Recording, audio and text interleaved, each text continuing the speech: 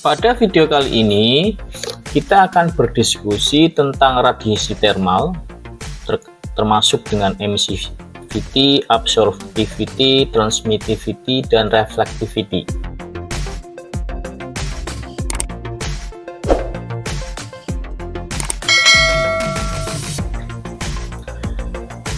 Kita tahu bahwa setiap benda yang memiliki suhu di atas nol mutlak itu selalu memancarkan gelombang elektromagnetik yang merambat melalui ruang dengan kecepatan cahaya.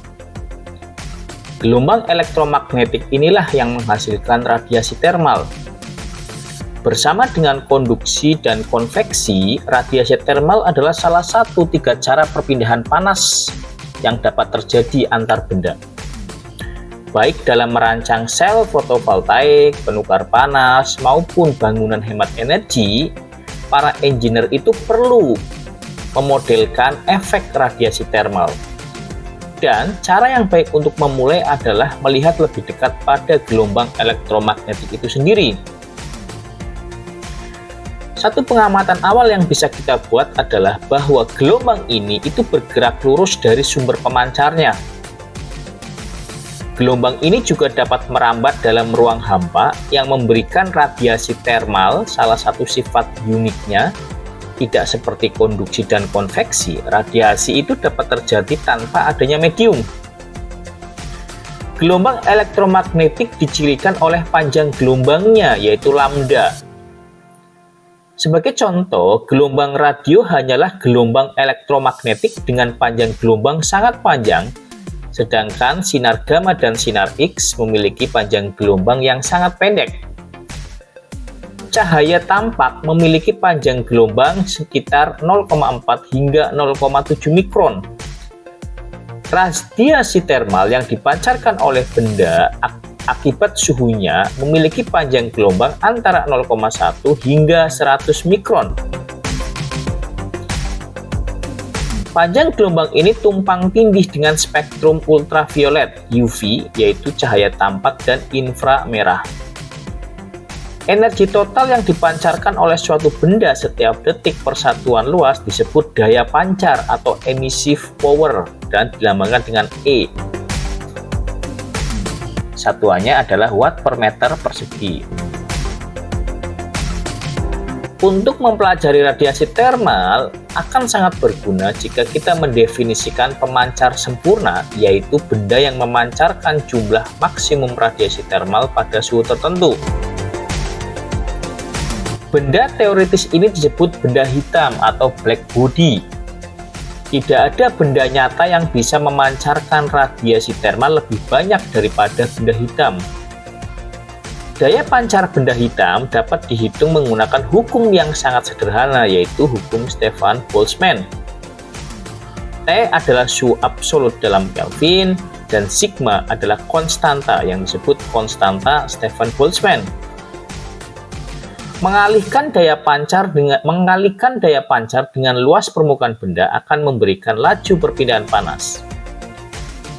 Sebagai contoh, sebuah benda hitam yang berbentuk bola dengan jari-jari 30 cm pada suhu 300 Kelvin akan memancarkan panas sebesar 520 Watt atau 520 Joule per detik.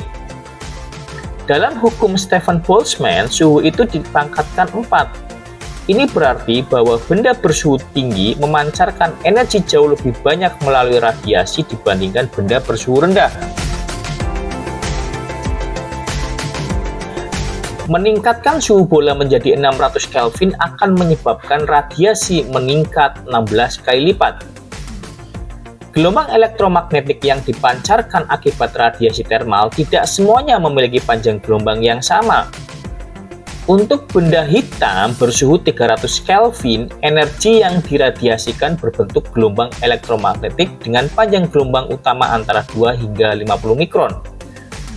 Total daya pancar yang sebelumnya kita hitung dengan Stefan Boltzmann dapat diperoleh grafik dengan menjumlahkan semua kontribusi dari setiap panjang gelombang, yaitu dengan mengintegrasikan seluruh area di bawah kurva.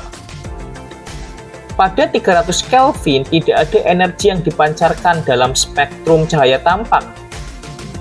Saat suhu benda hitam meningkat, total daya pancarnya juga meningkat dengan cepat, sehingga kita perlu beralih ke grafik skala logaritmik untuk membandingkan distribusi pada suhu berbeda. Saat suhu meningkat, distribusi bergeser ke kiri, artinya panjang gelombang pancaran makin pendek. Mulai sekitar 700 Kelvin, kita masuk ke spektrum cahaya tampak. Itulah mengapa benda mulai bersinar saat suhu cukup tinggi. Permukaan matahari dapat dimodelkan dengan benda hitam dengan suhu 5800 Kelvin. Panjang gelombang yang memancarkan energi paling besar berada dalam spektrum cahaya tampak. Meskipun matahari juga memancarkan banyak energi dalam spektrum UV dan inframerah. Panjang gelombang dengan daya pancar maksimum disebut panjang gelombang puncak, dan nilainya berubah sesuai suhu dinyatakan dalam hukum pergeseran Wind atau Wind Displacement Law. Pada hukum Wind ini banyak digunakan dalam bidang astronomi. Jika kita mengukur cahaya dari bintang jauh dan mengetahui panjang gelombang maksimum, kita bisa memperkirakan suhu permukaannya dengan asumsi bahwa bintang tersebut berperilaku seperti benda hitam. Seiring meningkatnya suhu, distribusi berpindah ke kiri, artinya daya pancar terdiri dari panjang gelombang yang makin pendek.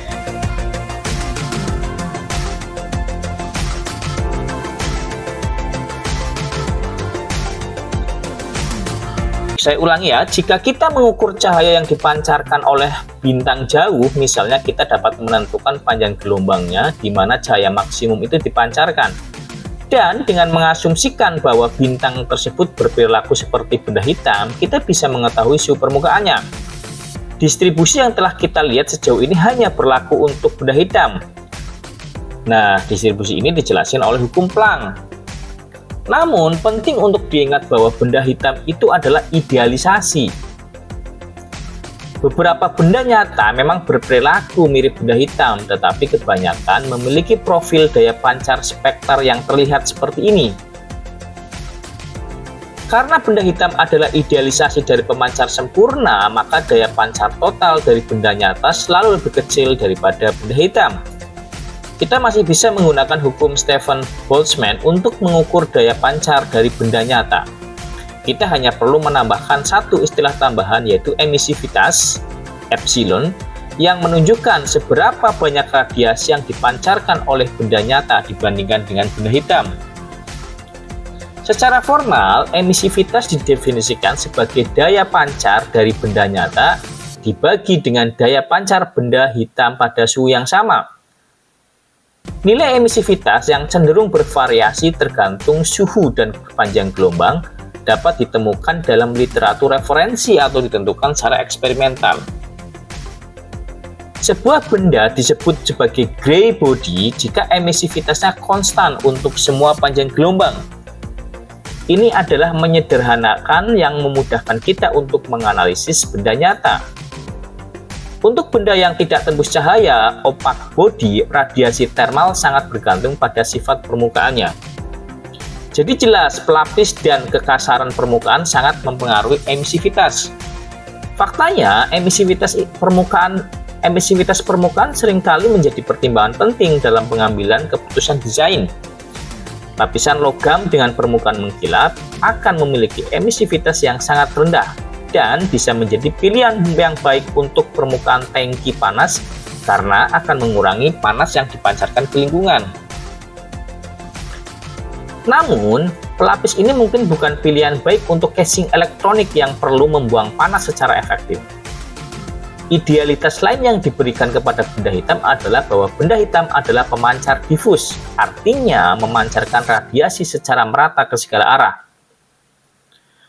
Namun, permukaan nyata cenderung memancarkan radiasi secara tidak merata. Kalau benda hitam itu secara merata. Emisivitas kemudian menjadi fungsi dari sudut theta dan pi, meskipun utamanya tergantung pada sudut theta. Menangkap ketergantungan arah ini dalam analisis perpindahan panas bisa jadi sangat kompleks, tetapi untungnya seringkali kita bisa mengasumsikan benda berperilaku sebagai pemancar difus. dan menggunakan emisivitas rata-rata atau emisivitas pada arah tegak lurus. Saya ulangi ya.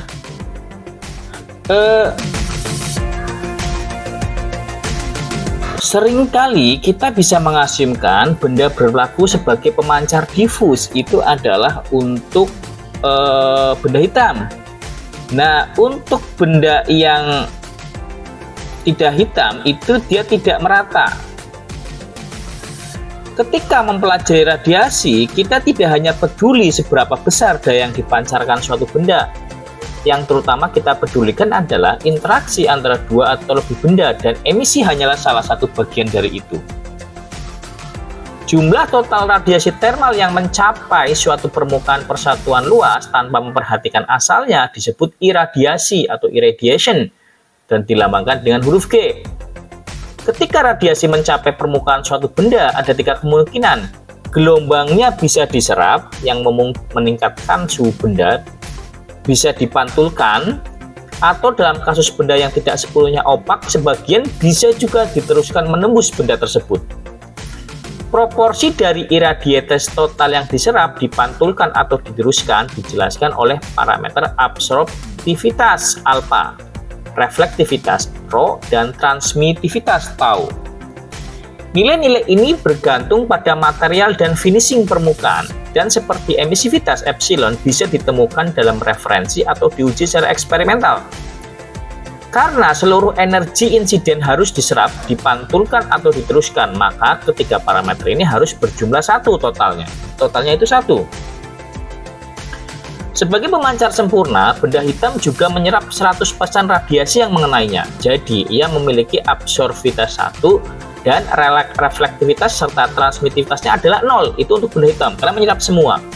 Itulah mengapa disebut benda hitam. Ia menyerap semua cahaya yang mengenai dan akan tampak hitam, selama tidak memancarkan radiasi dalam spektrum tampak.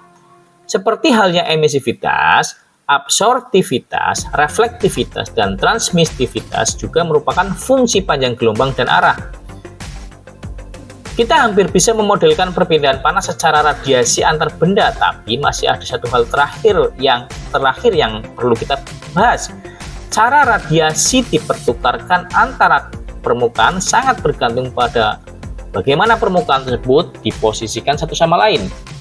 Misalnya, jika permukaan satu adalah pemancar difus dan memancarkan radiasi ke segala arah, semua radiasi yang dipancarkan akan berada dalam area yang digambarkan berwarna oranye. Namun, hanya sebagian tetap daya radiasi ini yang benar-benar mencapai permukaan 2. Kita dapat mendefinisikan suatu parameter F, yaitu fraksi dari energi yang dipancarkan dari permukaan 1 yang mencapai permukaan 2. Parameter ini disebut shape factor atau view factor. Ini adalah parameter geometris murni yang bergantung pada bentuk permukaan dan bagaimana mereka saling berorientasi. Aturan yang disebut reciprocity rule memberi kita hubungan antara view factor dan luas permukaan benda permukaan. Luas permukaan kedua permukaan. Artinya jika kita tahu view factor dari satu arah, kita bisa dengan mudah menghitung V vector sebaliknya. V vector hanya bisa dihitung secara analitik untuk kasus-kasus dasar. Grafik dan tabel tersedia dalam buku referensi untuk sebagai konfigurasi sederhana. Tetapi untuk skenario kompleks diperlukan perangkat lunak khusus atau software. Setelah kita memiliki V vector, kita bisa menghitung pertukaran pantas antar permukaan. Jika kita asumsikan kedua permukaan berperilaku seperti benda hitam, maka total radiasi yang meninggalkan permukaan 1 dan mencapai permukaan 2 adalah hasil kali dari permukaan 1, daya pancar benda hitam permukaan 1, dan V vector dari permukaan 1 ke permukaan 2. Kemudian kita menghitung perpindahan panas bersih antara kedua permukaan dengan mengurangi radiasi dari permukaan 2 ke permukaan 1. Daya pancar EB didefinisikan oleh hukum Stefan Boltzmann, dan dengan menerapkan hukum resiprositas, kita mendapatkan persamaan sederhana untuk laju perpindahan panas bersih antara dua permukaan. Perhitungan menjadi lebih sedikit rumit jika kita mengasumsikan permukaan berperilaku sebagai gray body. Ya, Kenapa? Karena G Brody itu ada yang diserap, ada yang direfleksikan, tidak seperti black body yang hanya menyerap. Untuk ini kita bisa mengganti daya pancar benda EB dalam persamaan parameter baru, radiosity Joule. Radiosity ini adalah total radiasi yang meninggalkan permukaan, yaitu jumlah radiasi yang dipancarkan dan yang dipantulkan. Menganalisis radiasi bisa menjadi sangat rumit dengan cepat, tapi kita sudah membahas konsep-konsep utama yang bisa dijadikan titik awal skenario yang lebih kompleks. Sejauh ini kita menggambarkan radiasi sebagai gelombang elektromagnetik, tapi kenyataannya jauh lebih kompleks. Hukum Planck yang menjelaskan distribusi daya pancar benda hitam diturunkan oleh Max Planck pada awal abad ke-20. Sebelum itu, fisika klasik memprediksi distribusi yang sangat berbeda dari eksperimen, terutama pada panjang gelombang pendek. Perbedaan yang tak dapat dijelaskan ini disebut ultraviolet catastrophe. Planck itu menyelesaikannya dengan mempertimbangkan bahwa radiasi tidak dipancarkan secara kontinu, melainkan dalam paket energi diskrit yang disebut foton. Teori ini cocok dengan data eksperimen dan penemuan revolusioner bahwa cahaya itu terkuantisasi membuka jalan bagi mekanika kuantum. Jika Anda tertarik untuk memahami mekanika kuantum, Anda bisa mencari video saya di tempat lain. Terima kasih.